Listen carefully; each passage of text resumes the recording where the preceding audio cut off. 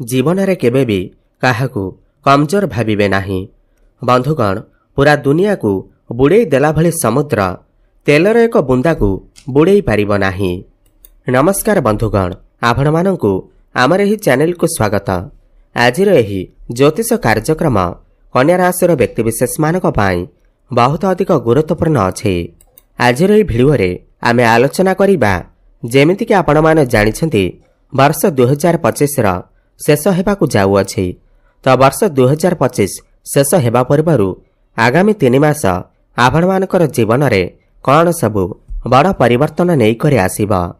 वर्ष 2025 रा अंतिम बा शेष 3 मास अक्टोबर, नवेम्बर एवं डिसेम्बर आपण मानकर जीवन रे कौन सबु बड़ परिवर्तन नहीं करे आसीबा। एही विषय रे आमे विस्तार भाबरे आलोचना करिबा। काहेकि ना एही 3 मास मध्यरे बहुत बड़ बड़ ग्रह मानकर राशि परिवर्तन हेबाकु जाउछै। न्यायर देवता कर्म फलर दाता शनि देव बकरी चलनरु मार्गी अवस्था को आसीबे, जहा आपणकर जीवन रे बहुत बड़ प्रभाव पड़िबा पई जाउअछि। एवं देवगुरु बृहस्पति जे कि समस्त ग्रह मानक मध्यरे सबुठारु शुभ ग्रह बृहस्पति मध्य महापरिवर्तन करिबे। मिथुन राशि बाहरी कर्कट राशि को चलन करिबे एवं बकरी होई करी पुणी थरे मिथुन राशि को चलन करिबे। एहा सहित राहु, केतु, सूर्य, बुध एवं शुक्र मंगल मध्य महापरिवर्तन करिबे, जहा फलरे आपणकर भाग्य रे गोटे नुआ मोड़ आसीबाकु जाउअछि। आपणकर जीवन रे महापरिवर्तन हेबाकु जाउअछि। तेबे आसंतु जानिबा आगामी 3 मास आपण मानकर जीवन रे कौन सबु परिवर्तन नहीं करे आसीबा। एहा पूर्वरु जदि आपणकर भी कन्या राशि हुई थाए एवं आपण भी ईश्वर को सच्चा हृदय रे भक्ति करुथांती, विश्वास करुथांती, तेबे एही भिडियोटी को लाइक करी कमेंट बॉक्स रे जय शनिदेव, जय मां दुर्गा अवश्य लिखि दियंतु। बंधुगण एही कार्यक्रम आपणकर जन्म राशि चंद्र राशि उपर आधारित। आपणकर प्रथम भाव रे सूर्य विराजमान अछंती, द्वितीय भाव रे मंगल एवं बुध विराजमान अछंती। आपणकर षष्ठ भाव रे राहु एवं सप्तम भाव रे शनि विराजमान अछंती। आपणकर दशम भाव रे देवगुरु बृहस्पति विराजमान अछंती एवं द्वादश भाव रे शुक्र एवं केतु विराजमान अछंती। एहा हेउछि अक्टोबर मासर चार्ट। सबुठु प्रथमे आपणकर राशिर स्वामी बुधंक ठारू आरंभ करिबा एवं बुध आपणकर द्वितीय भाव रे विराजमान अछंती। 24 अक्टोबर नै करी 22 नवेम्बर पर्यंत बुध आपणकर तृतीय भाव को चलन करिबे। पुणी बकरी होई करी आपणकर द्वितीय भाव को चलन करिबे। केवल 24 अक्टोबर नै करी 22 नवेम्बर पर्यंत जेतेबेले बुध आपणकर तृतीय भाव रे रहिबे तो सेतेबेले टिके समस्या देखा देई पारे। आपणकर ओभर थिंकिंग भली समस्या देखा देई पारे। किछि कथा नथिबा आपण बहुत अधिक भाबिबा को लागिबे। अननेसेसरी खर्च मध्य आपणकर होई पारे। आपणकर टिके स्किन रिलेटेड समस्या, त्वचा संबंधित समस्या, इन्फेक्शन, एलर्जी एही भली समस्या टिके देखा देई पारे। थंडा काश कफ भली समस्या टिके देखा देई पारे। 22 नवेम्बर परे जेतेबेले बुध पुणी थरे बकरी होई करी आपणकर द्वितीय भाव को चलन करिबे तो एही समय आपणक पई बहुत ही भल रहिबा। आपणकर बाणी रे मधुरता आसीबा। आपणकर कम्युनिकेशन स्किल बहुत भल रहिबा। समाज रे आपणकर लोकप्रियता बढ़िबा, लोक संपर्क बढ़िबा। एबे कथा हेबा शनि का विषय रे। शनि वर्तमान आपणकर सप्तम भाव रे बकरी अवस्था रे अछंती।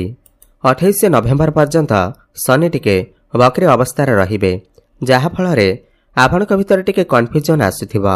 आपणकर वैवाहिक जीवन रे टिके समस्या देखा देउथिबा किमा आपणकर लाइफ पार्टनर कर स्वास्थ्य रे किछि समस्या देखा देउथिबा। शनि सप्तम भाव रे अछंती। आपण जदि एमिति किछि काम करूछंती जेउथिरे डेली इनकम अछि, आपण जदि व्यापार वाणिज्य करूछंती ता आपणकु टिके अधिक परिश्रम करबाकू पड़ी पारे, ताहेले चाहि आपणकु सफलता प्राप्ति हेबा। आपण लॉन्ग ट्रैवल जदि करूछंती ता आपणकर खाद्यपेय उपरे टिके नियंत्रण रक्षा करंतु। आपण किछि नूतन व्यापार मध्य आरंभ करि पारंती। व्यापार को नै नुआ नुआ आइडिया मध्य आपणक मन रे आसी पारे, जहार शुभ फल आपणकु 28 नवेम्बर परे मिलिबाकू जाउअछि।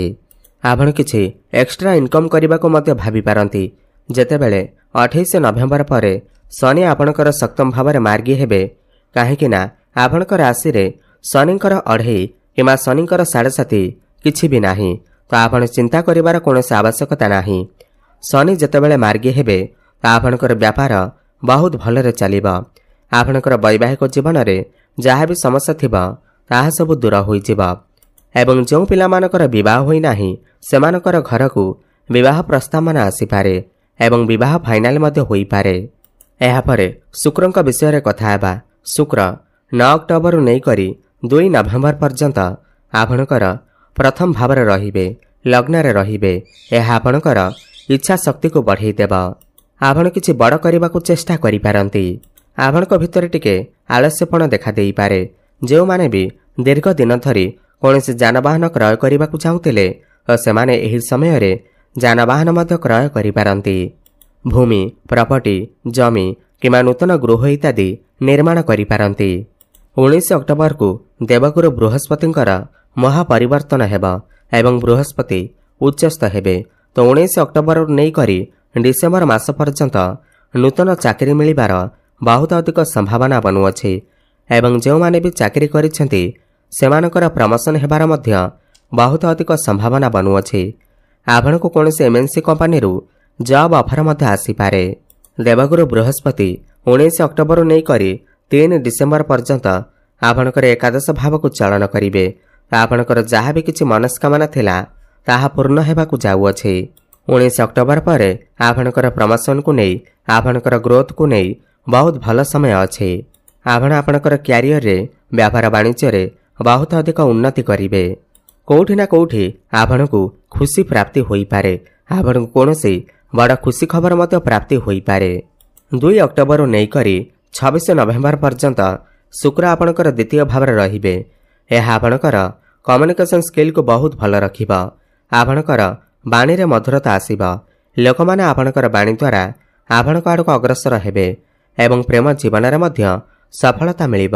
ଯେଉଁମାନଙ୍କର କଥାବାର୍ତ୍ତା ବନ୍ଦ ହୋଇଯାଇଥିଲା, ବ୍ରେକପାତି ହୋଇଯାଇଥିଲା, ସେମାନଙ୍କର ପୁଣି ଥରେ କଥାବାର୍ତ୍ତା ହୋଇପାରେ ଏବଂ ଯେଉଁମାନେ ବି ସିଙ୍ଗିଲ ଅଛନ୍ତି ସେମାନଙ୍କୁ ନୂତନ ପାର୍ଟନର ମଧ୍ୟ ମିଳିପାରନ୍ତି। ଭ୍ରମଣ ସୁଖ ମଧ୍ୟ ଆପଣଙ୍କୁ ପ୍ରାପ୍ତି ହେବ। ଶିକ୍ଷା କ୍ଷେତ୍ର ବିଷୟରେ ଯଦି ଆମେ ଆଲୋଚନା କରିବା, ଯେତେବେଳେ ବୃହସ୍ପତି 19 ଅକ୍ଟୋବରକୁ ଆପଣଙ୍କର ଏକାଦଶ ଭାବକୁ ଲାଭର ଭାବକୁ ଚାଳନ କରିବେ, ଏହାପରେ ଆପଣଙ୍କର ଶିକ୍ଷା କ୍ଷେତ୍ର ବହୁତ ହିଁ ଅଧିକ ଭଲ ରହିବ। ଯଦି 19 ଅକ୍ଟୋବର ପରେ ଯଦି ଆପଣଙ୍କର କିଛି ଏକ୍ଜାମ ଅଛି, କମ୍ପିଟେଟିଭ୍ ଏକ୍ଜାମ ଅଛି, ପ୍ରତିଯୋଗିତାମୂଳକ ପରୀକ୍ଷା ଅଛି, ତେବେ ସେଥିରେ ଆପଣ ନିଶ୍ଚିନ୍ତ ଭାବରେ ଉତ୍ତୀର୍ଣ୍ଣ କରିବେ। ଆପଣ କିଛି ଉଚ୍ଚଶିକ୍ଷା କରିବା ପାଇଁ ବାହାରକୁ ଯାଇପାରନ୍ତି। କୌଣସି ନୂତନ ସ୍ଥାନରେ ଆଡମିସନ୍ ନେଇପାରନ୍ତି। 19 ଅକ୍ଟୋବର ପରେ ଆପଣ ଆପଣଙ୍କର ପାଠପଢ଼ାରେ କିଛି ନା କିଛି ବଡ଼ ପରିବର୍ତ୍ତନ କରିପାରନ୍ତି। ଆପଣଙ୍କର ମନ ପାଠପଢ଼ାରେ ଲାଗିବ। ଆପଣଙ୍କ ଭିତରେ ଜ୍ଞାନ ଏବଂ ବୁଦ୍ଧି ବଢ଼ିବ।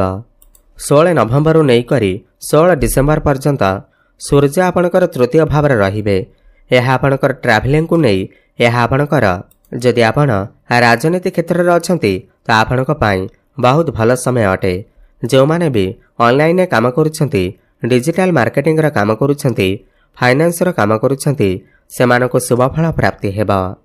କିମ୍ବା ଯଦି ଆପଣଙ୍କର କିଛି ଗଭର୍ଣ୍ଣମେଣ୍ଟ ରିଲେଟେଡ୍ କାମ ଅଛି, ସରକାରୀ କ୍ଷେତ୍ରରେ ଆପଣ କିଛି କାମ କାର୍ଯ୍ୟ କରୁଛନ୍ତି, ତ ଆପଣଙ୍କୁ ଶୁଭଫଳ ପ୍ରାପ୍ତି ହେବ। ରାହୁ ଆପଣଙ୍କର ଷଷ୍ଠରେ ଅଛନ୍ତି, କେତୁ ଆପଣଙ୍କର ଦ୍ୱାଦଶ ଭାବରେ ଅଛନ୍ତି। ତ ଏହି ସମୟରେ ଆପଣ ସ୍ପିରିଚୁଆଲ ଆଡ଼କୁ ଗତି କରିବେ। ଆପଣଙ୍କର ମନ ଧର୍ମ ଆଡ଼କୁ ଅଗ୍ରସର ହେବ। ଆପଣ କୌଣସି ଧାର୍ମିକ ସ୍ଥାନକୁ ମଧ୍ୟ ଯାତ୍ରା କରିପାରନ୍ତି। ଆପଣଙ୍କର ଗୃହରେ କୌଣସି ଶୁଭ ମାଙ୍ଗଳିକ କାର୍ଯ୍ୟର ଆୟୋଜନ ମଧ୍ୟ ହୋଇପାରେ ଏବଂ ରାହୁ ଷଷ୍ଠ ଭାବରେ ଅଛନ୍ତି। ରାହୁଙ୍କୁ ଷଷ୍ଠ ଭାବରେ ବହୁତ ହିଁ ଶୁଭ ମାନାଯାଇଥାଏ। ଯଦି ଆପଣ କରଜର ମାୟାଜାଲରେ ଫସି ରହିଛନ୍ତି, କରଜ ଆଣିଛନ୍ତି କିନ୍ତୁ କରଜକୁ ସୁଝିବାରେ ସକ୍ଷମ ହୋଇପାରୁନାହିଁ, ତ ଆପଣ କରଜକୁ ସୁଝିବାରେ ସକ୍ଷମ ହେବେ। ଯଦି ଆପଣଙ୍କର କେହି ବ୍ୟକ୍ତି କ୍ଷତି କରିବାକୁ ଚାହୁଁଛନ୍ତି କିମ୍ବା ଆପଣଙ୍କର କିଏ ଶତ୍ରୁ ଅଛନ୍ତି, ତ ସେମାନଙ୍କର ବିନାଶ ହେବ। ଶତ୍ରୁମାନଙ୍କ ଉପରେ ଆପଣ ବିଜୟ ପ୍ରାପ୍ତ କରିବେ କିମ୍ବା କୋର୍ଟ କଚେରୀରେ ଯଦି ଆପଣଙ୍କର କିଛି ମାମଲା ଚାଲୁଅଛି, ତ ମାମଲା ଆପଣଙ୍କ ସପକ୍ଷରେ ଯାଇପାରେ। ଏବେ ଜାଣିବା କିଛି ଉପାୟ ବିଷୟରେ, ଯାହାକୁ କରିବା ଦ୍ୱାରା ଯାହା ବି କିଛି ସମସ୍ୟା ରହୁଅଛି ତାହା ଦୂର ହୋଇପାରିବ। ସବୁଠୁ ପ୍ରଥମେ ତ ଆପଣ ବୁଦ୍ଧଙ୍କର ବୀଜମନ୍ତ୍ରର ଜପ ଅବଶ୍ୟ କରନ୍ତୁ। ଓମ୍ ବ୍ରାଂ ବ୍ରେଂ ବ୍ରଂ ସହ ବୁଦ୍ଧାୟ ନମଃ।